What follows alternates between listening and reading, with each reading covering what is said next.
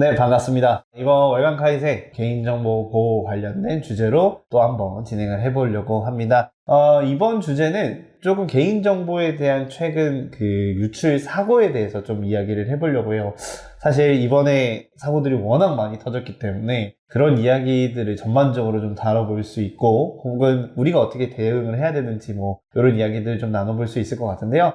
이번 발표를 맡아주실 분을 한번 모셨습니다. 사실 오실 줄 몰랐습니다. 간단하게 소개를 한번 드려보도록 할까요? 네. 안녕하세요. 한국인터넷진흥원에서 근무하고 있는 장훈태 선임연구원입니다. 저는 개인정보 유출 사고 관련된 담당 조사 업무를 하고 있고요. 최근에 발생하는 SKT 사고나 KT, U+ 관련해서 조사를 담당하고 있습니다. 사실 어떻게 보면 굉장히 핫한 지금 포지션에 계시는 것 같은데, 오늘 대화하는 이야기들이 사실 좀 민감한 내용들이 좀 있을 것 같아요. 그래서 제가 봤을 때는 많은 내용들이 공개가 안 되지 않을까라는 생각도 조금 하고 있는데, 네. 한번 그래도 좀 최대한 익명성을 보장한 상태에서 한번 이야기를 좀 해보도록 하겠습니다. 사실 좀 저희가 전에는 다른 분이 좀 진행을 했었어요. 어떻게 보면 개인정보 판례에 대해서 조금 더 얘기를 했는데, 이번 케이스 같은 경우는 약간 어떻게 보면 기술적 얘기도 좀 있을 것 같고, 그리고 개인정보의 유출 이후에서에 대한 상황들이나 현황들이나 이런 사례들을 중점적으로 얘기를 할 거기 때문에 약간 컨셉이 좀 다를 것 같기는 해요. 그래서 어떤 식으로 이루어졌는지 하나하나씩 좀 살펴보면서 한번 대화를 해보면 좋을 것 같습니다. 첫 번째로 말씀을 해주시는 게 요 동향에 대한 이야기인 것 같은데요. 맞습니다. 네, 어떤 내용들인지 간단하게 소개 좀 해주시죠. 네, 먼저 저희가 개인정보 유출 동향에 대해서 말씀드릴 건데요. 동향은 섹터별로 한번 알아볼 거예요. 그래서 첫 번째 섹터는 공공 분야에 대한 개인정보 유출 이슈예요. 개인정보 유출 같은 경우에는, 공공 분야 같은 경우에는 개인정보 유출이 발생하게 되면 2차 피해로 강력범죄가 발생하는 사건들이 좀 많았어요. 21년도 12월 달에 대부분 아실 사건이긴 하지만 수원시 공무원이 개인정보 유출을 시켜서 이석준이라는 사람이 이제 피해자의 가족들을 살해했던 사건이었는데요. 이게 수원시 공무원이 그 자동차 건설 기계 관리 시스템이라는 게 있는데 그 시스템에 개인정보를 조회할 수 있었고, 그거를 흥신소의 의뢰에 따라서 피해자의 개인정보를 유출을 시켰습니다. 그래서 그 정보를 땡땡땡이 취득을 하여 이제 피해자 가족까지 살해했던 사건이었는데요. 이 전달 과정을 살펴보면 조금 수익 구조가 조금 웃겨요. 왜냐하면 그 공무원은 이 흥신소 A한테 피해자의 개인정보 건당 2만원씩을 받고 개인정보를 팔았는데요. 결국 최종적으로 이석준은 의뢰를 할 때는 50만원을 흥신소에게 주고 의뢰를 했더라고요. 약 25배 이상 흥신소는 수익을 올렸던 사례인데, 이렇게 흥신소가 이게 2차, 3차로 수익을 계속 올렸던 그런 그림들이 이렇게 밝혀졌습니다.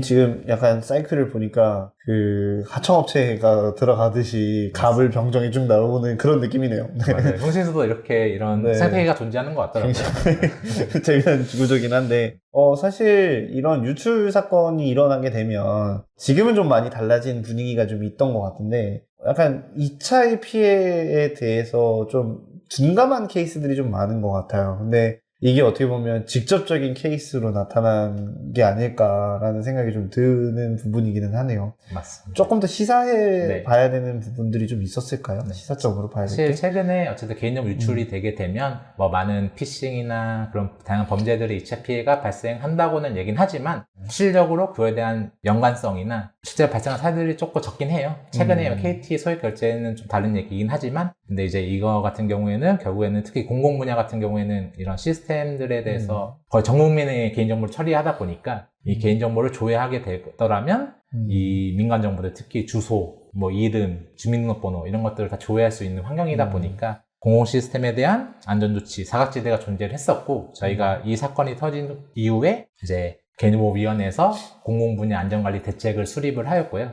그 수립한 이후에 집중관리 시스템이라는 거를 선정을 하고, 이 건설 시스템도 거기에 들어가고요. 집중관리 시스템에 대해서 강화된 안전조치를 더 요구하고 있습니다. 근데 사실 그 내부자 유출이기 때문에 공무원 그 시스템을 어떻게 할 수 있는 방법은 없을 것 같은데. 네, 근데 이제 네. 이 공무원 시스템이긴 한데 이 국토부에서 운영하는 시스템이에요. 그래서 국토부에서 이 지자체들 업무하라고 이제 뿌려주는 시스템인데, 네. 그 시스템을 저희가 매년 3년에 한 번씩 점검을 하고요. 지금은 이제 한 상태인데, 어쨌든 이런 집중관리 시스템, 공공 시스템에 대해서는 좀 더 강화된 안전 조치를 요구하고 있습니다. 네, 좋습니다. 또 다른 사례가 있으시죠? 네, 있습니다. 이 사건은 신당역 살인 사건이에요. 이 사건은 이제 22년도 9월 달에 발생한 사건인데 서울교통공사 직원이 직위해제된 상태에서 시스템에 접근을 한 거예요. 시스템에 접근을 해서 피해자의 근무 위치를 열람을 하였고요. 찾아가서 살인을 벌였던 사건인데 이 사건은 좀 특이한 게 이제 피해자의 유족들이 교통사에게 소송을 했어요. 배상해달라. 너네 책임 있으니까. 그래서 10억 원의 배상 책임 요구를 했는데 얼마 전에 1심 결과가 났는데 일단 공사가 책임질 권한은 없다. 그 사유는 개인적 유출을 인정을 하되 유출로 인한 2차 피해에 대한 그 살인 사건에까지에 대한 그 연관성이 없다. 이렇게 밝혀져서 지금 뭐 2심, 3심을 가고 있는데 결국 또 2차 피해에 대한 부분인 것 같아요. 2차 피해가 명확히 이 유출로 인해서 발생한 거를 또 증명할 수 있냐 이런 부분이 좀 더 얘기가 되고 있는 것 같습니다. 사실 피해자 입장에서는 뭐 되게 억울한 부분이기는 하겠지만 맞습니다. 유관 관계성에서에 대한 부분들은 떨어질 수는 있겠네요. 근데 1심에서 저렇게 결과가 나왔으니까 사실 2심 나중에 더 들어가더라도 좀 불리할 수 있지 않을까라는 생각이 좀 드네요. 맞습니다. 크게 바뀌지 않을 것 같긴 합니다. 네. 그리고 다음 분야는 이제 의료기관인데요. 의료기관 쪽은 조금 특이한 게 매년마다 어쨌든 보안 사고가 증가하고 있고 특히 이런 유출된 데이터들이 다크웹에 유출되는 사례들이 많았습니다. 오른쪽에 표를 보면 디도스 공격이나 시스템 해킹들의 사례가 매년 증가하고 있고요. 특히 해외의 또 굵직한 기업들, 오라클이나 메디시큐어 같은 이런 대형 의료기관들이 개인정보가 유출이 되고 이런 다크웹이나 해커포럼 등의 유포가 되고 있습니다. 그래서 통계를 SK 실더스에서 낸 통계를 살펴보면 21년부터 24년까지 매년 약 4배 이상 증가가 되었고 올해는 약 700건 이상 될 거라고 하고 있습니다. 이러다 보니까 다크웹에 대한 모니터링은 이제는 해야 되지 않나 이런 생각이 들고 있습니다. 근데 올해 유독 사건 사고가 좀 많았던 것 같아요. 뭐 이유가 따로 있을 거라고 보세요? 어떤 사유가 있을까요? 근데 사실 그냥 저 같은 조사관 입장에서 봤을 때는 사실 매년마다 사고는 계속 발생을 하고 있었어요. 근데 이제 뭔가 언론에 좀 더 노출되거나 좀 파급력이 큰 데가 사고 터지냐 안 터지냐의 차이인 것 같아요. 아마 제가 뒤에 좀 설명을 더 드릴 건데 유출 신고 통계에 대해서 그건 말씀드리긴 할 거지만 결국 이런 국민들의 관심이 끌만한 대형 통신사들 그리고 이런 다크웹에 대한 의료 데이터들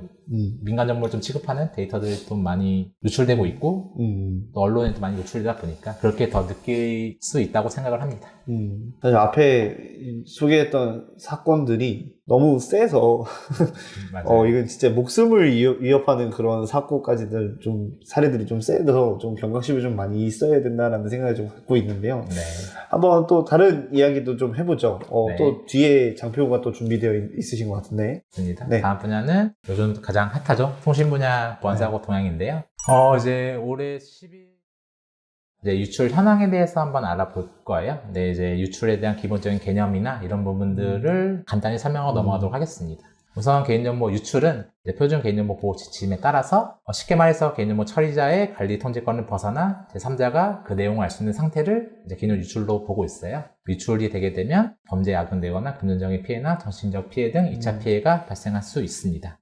그래서 여기서 이제 개인정보 유출이랑 침해 사고랑 다들 헷갈려 하시는 게 많더라고요. 최근에 언론도 마찬가지로 이 유출을 했는데 침해 신고는 안 했냐, 왜 침해 신고했는데 유출 신고 안 했냐 이런 차이점이 있는데 가장 큰 차이점은 일단은 관련된 소관 부처와 법이 다릅니다. 그래서 유출 같은 경우에는 개인정보보호법 제34조에 따라서 개인정보 처리자가 유출 정황을 인지했을 경우에 즉각적으로 72시간 내로 보호위원회나 저희 기사로 신고를 해야 되고요. 침해 사고 관련해서는 이제 정보통신망법에 규제가 되어 있어요. 이거는 통신 서비스 제공자가 침해 사고를 발생하면 24시간 이내로 과기부나 진흥원에 신고를 해야 됩니다. 여기서 침해 사고를 아래와 같이 정의하고 있는데 보통 침해 사고라고 하면 해킹이나 랜섬웨어 같은 악성코드, 디도스 같은 사건들을 침해 사고로 정의를 하고 있습니다.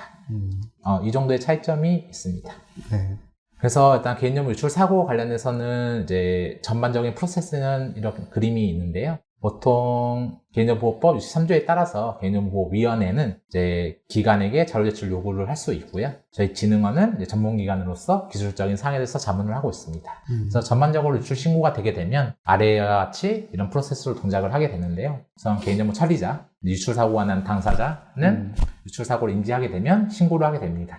신고를 하면 개인정보위원회에 접수가 되고요. 위원회에 접수된 내용을 저희가 확인을 해서 조치계획서라는 걸 작성을 하고 그 계획서를 개인정보위에 보내주면 이거를 착수할지 안 할지 판단을 하게 됩니다. 착수를 하게 되면 위원회는 이제 63조에 따라서 처리자에게 자료 제출 요구를 하고요. 자료 제출 요구를 하면 이제 처리자는 자료에 대한 성실히 소명을 하셔야 되고요. 그럼 자료를 받으면 저희가 기사와 같이 분석을 하고 필요에 따라서 현장에 나가서 포렌식이나 로그 분석 같은 그리고 인터뷰까지 조사를 마무리하는 그렇게 프로세스가 진행되고 있습니다.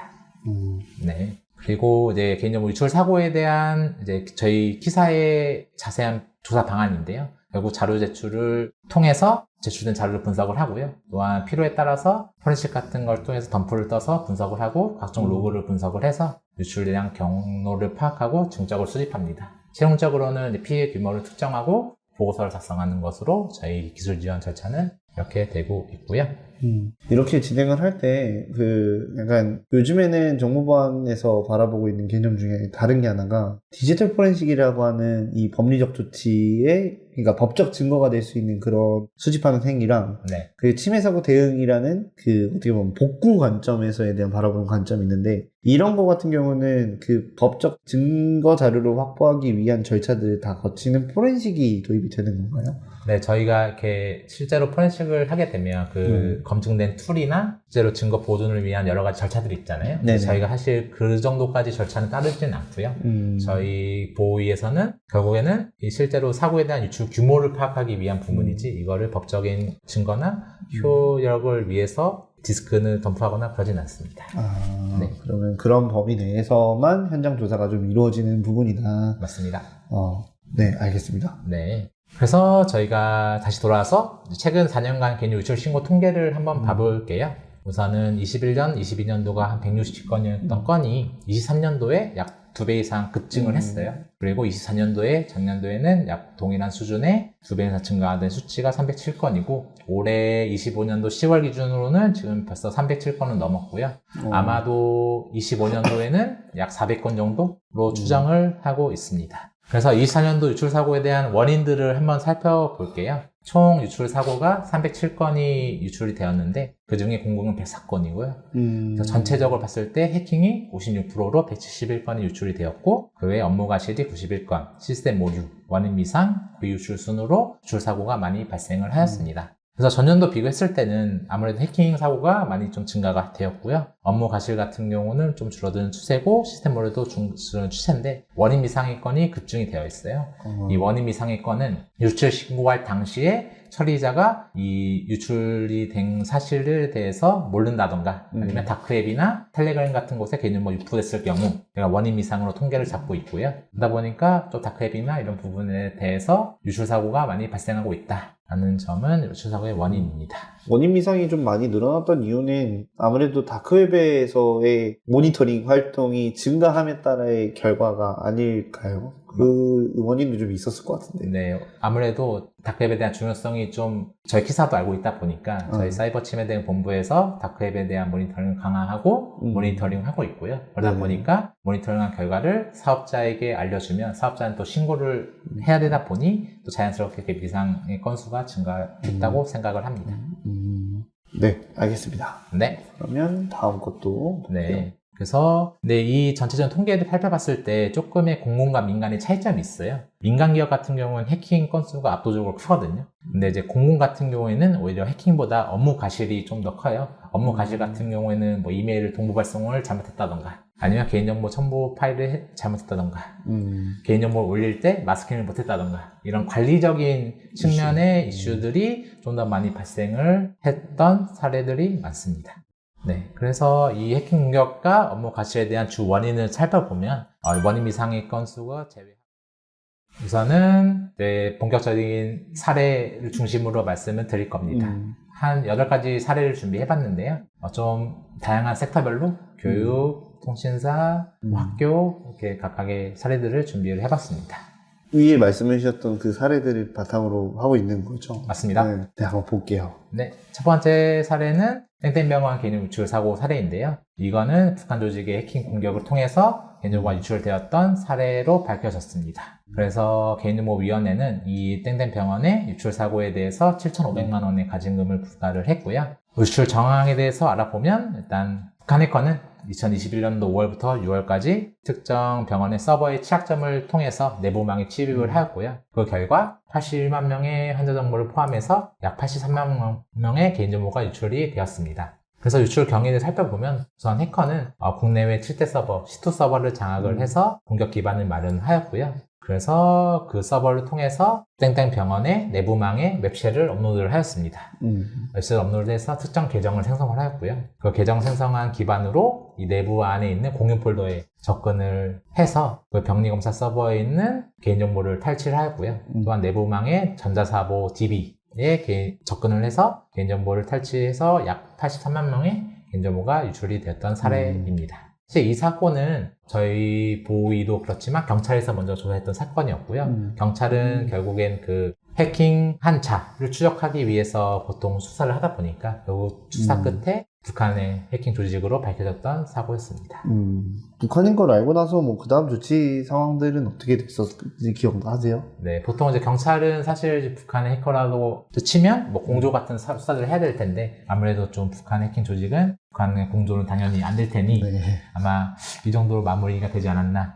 그냥 어쩔 수 없이 라는 명목으로 하에 그렇게 맞습니다. 됐고 참 병원에서는 그러면 환자의 정보 83만 건 이라고 얘기를 했는데 주로 어떤 정보가 보통 병원에서는 유출이 되나요? 네, 보통 환자 정보가 특히 의료 쪽은 민간 정보를 많이 다루다 보니까 그런 엑스레이 사진부터 뭐 주민번호는 당연히 기본이고요. 이런 병에 대한 그런 정보들 그런 정보 이제 민간 정보로 구분하고 있는데 그러다 보니까 좀 더 좀 센시티브한 민감한 정보들이 많이 포함되다 보니 의료 쪽 해커들도 이런 의료기관에 대한 사고들이 많이 증가하고 있지 않나 하는 생각이 듭니다. 네, 알겠습니다. 그러면 다음 사례도 한번 보도록 하죠. 두 번째 사례는 땡땡대학교 개인 유출 사고 사례입니다. 이 사건은 좀 되게 재밌었던 게 우선은 경찰에서 땡땡대학교에 그 다음에 또 준비하신 건 또 어떤 걸까요? 그 사례를 설명드렸으니 이제 대응 방안에 대해서 한번 설명을 드릴 건데요. 네네. 네, 대응 방안 같은 경우는 이제 사고가 일어나게 되면 어떻게 대응하면 좋을지 이런 부분 관점에서 한 4가지 정도를 살펴볼게요. 자, 그러면 시작하기 전에 좀 여쭤본 거는 그럼 대응에 대한 주체가 있을 거잖아요. 네, 누가 대응을 해야 되는 거로 봐야 될까요? 유출된 사업자, 사업자를 처리자 대상으로 네. 대응 방안을 말씀드리도록 하겠습니다. 네, 알겠습니다. 그러면 한번 살펴보도록 하죠. 네, 첫 번째는 신속한 대응 체계를 구성을 하는 건데요. 사실 말은 이렇게 좀 쉽지만 이런 의사결정 체계 구축하는 게 많이 어렵더라고요. 그래서 결국 의사를 결정할 수 있는 C레벨 단의 CSO부터 CPO, CEO까지 포함해서 우선 유출 사고가 되게 되면 이 대응할 수 있는 체계를 구성을 해야 되고요. 실제로 각각의 책임지는 책임자부터 담당자, 부서까지의 업무 롤을 부여를 하고 신속하게 대응을 해야 됩니다. 보통 신속 대응팀을 여기 해서 각각의 유출 신고에 접수를 하고 저것도 이제 또 어쨌든 치매 확산 방지를 위해서 다양한 보안 조치를 해야 되고 취약점 조치를 해야 되고 또한 사고에 대한 원인을 파악하고 규모를 파악하고 여러 가지 활동들을 해야 되는데요. 이거를 각각의 분야별로 해킹은 뭐 로그를 확보하고 원인 분석을 하고 내부자는 이런 다양한 활동들을 신속하게 대응을 할 수 있는 체계를 만들어야 합니다. 네. 그리고 가장 또 중요한 거는 결국 사고가 나게 되면 어쩔 수 없이 다양한 이해관계자들 일단은 뭐 대응 방안, 조치 방안에 대해서까지도 좀 알아봤는데 유형들이 되게 많았어요. 그리고 사건 사례들도 이야기를 해보니까 손에 꼽을 수가 없을 정도로 되게 많았던 것 같은데 앞으로의 전망 좀 어떻게 좀 내다보세요. 얼마 안 남았는데 2025년도 네. 아무래도 지금 현재 결국 사고가 결국 우리나라 또 과기부 개보위의 중점적인 내용은 사실 AI예요. AI 통해서 그런 국정과제나 AI 성강을 도입하기 위해서 많은 AI 노력들을 할 건데 사실 AI가 강조되거나 발전을 하면서 빠질 수 없는 게 또 정보 보안 쪽이거든요. 정보 보안을 얘기 안 하고 AI 강국이다라고 얘기할 수 없다 보니까 아무래도 정보 보안도 좀 더 강화되고 있고 가계부도 이제 부총리로 승급을 하게 되면서 보안에 대한 그런 부분도 강화되고 있고 또한 최근에 저번 주에 이 장관님께서 정보 보안 관련된 정책들을 본부처 발표를 하고 그만큼 관심이 있다라는 생각을 하고 있습니다. 워낙 정보보안 사고가 많이 터졌다 보니까 맞습니다. 그거에 대한 중요성을 기반으로 한 정책들이 좀 많이 기대될 수 있겠다 하는 거죠. 사실 우리 직업, 그러니까 정보보안 쪽에서에 대한 직업이 어쩔 수 없는 것 같아요. 꼭 하나가 터져야 맞아요. 직업적인 것들이 많이 늘어나고 그거에 맞춰서 대우가 좀 좋아지는 것 같으니까 좀 어떻게 보면 참 기쁘지만서도 슬픈 그런 느낌이 없지 않아 있는 것 같습니다. 참 어렵습니다. 아무튼 뭐 여기까지 해서 뭐 교육은 마칠 수 있도록 하고요. 혹시나 중간에 궁금하신 사항들이 있으면 댓글로 남겨주시면 되겠습니다. 오늘 나오셔서 감사합니다. 고생 많으셨어요. 네, 고맙습니다. 네, 감사합니다. 감사합니다.